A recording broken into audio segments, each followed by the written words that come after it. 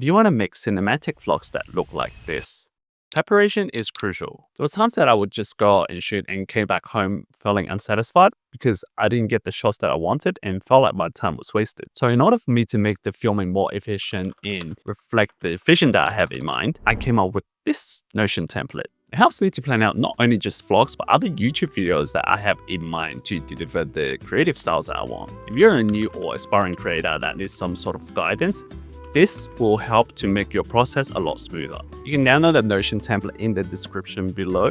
It's completely free. This is just something that I found pretty beneficial to myself. So I just wanted to share whoever has the same desire or goal to start a YouTube channel, because I really wish I had something like that in the beginning. If you want to know more about the planning process, you can watch this video. I basically talk through my whole planning process. So yeah, I hope this helps. And if you have any feedback, please email me.